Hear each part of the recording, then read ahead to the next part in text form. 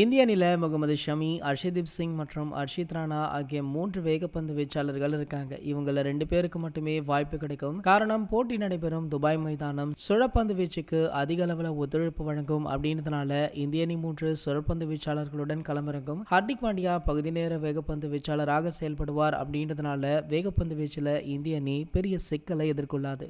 சுழற்பந்து வீச்சாளர்கள்ல யாரை தேர்வு செய்வது அப்படின்றதுல சிக்கல் இருக்கு. அக்ஷர் பட்டேல் மற்றும் ரவீந்திர ஜடேஜா பேட்ஸ்மேன்களாகவும் செயல்படுவாங்க அப்படின்றதால அவங்க 2 பேரையுமே நிச்சயமாக பிளேயிங் லெவல்ல இடம்பெறுவாங்க. 3வது சுழற்பந்து வீச்சாளர் என்ற ஒரு இடத்திற்கு வாஷிங்டன் சுந்தர், வருண் சக்கரவர்த்தி மற்றும் குல்தீப் யாதவ் ஆகிய 3 வீரர்கள் இருக்காங்க. இவங்கள குல்தீப் யாதவ் அதிக அனுபவம் உடையவர் அப்படின்ற அடிப்படையில் அவரை தேர்வு செய்யலாம். பேட்டிங்கை பொறுத்த வரைக்குமே ஒரே ஒரு இடம் மட்டுமே சிக்கலாக இருக்கு. அது விக்கெட் கீப்பர் பேட்ஸ்மேன் யார் அப்படின்றது தான். KL ராகுல் மற்றும் ரிஷப் பண்ட் ஆகிய 2 பேருமே அந்த ஒரு இடத்திற்கு போட்டியாக இருக்காங்க. அவங்கள ஒருவரை நம்ம குறைப்பு மதிப்பிடவே முடியாது. மற்றபடி பேட்ஸ்மேன்களாக ரோஹித் சர்மா, சுப்மன் கில், விராட் கோலி, ஸ்ரேயஸ் ஐயர், KL ராகுல் மற்றும் ஹர்திக் பாண்டியா ஆகியோர் முதல் 6 வரிசையில களமிறங்குவாங்க. அக்ஷர் பட்டேல் மற்றும் ரவீந்திர ஜடேஜா புளோட்டிங் பேட்ஸ்மேன்களாக பேட்டிங் வரிசையில சூழ்நிலைக்கு ஏற்ப களமிறங்குவாங்க.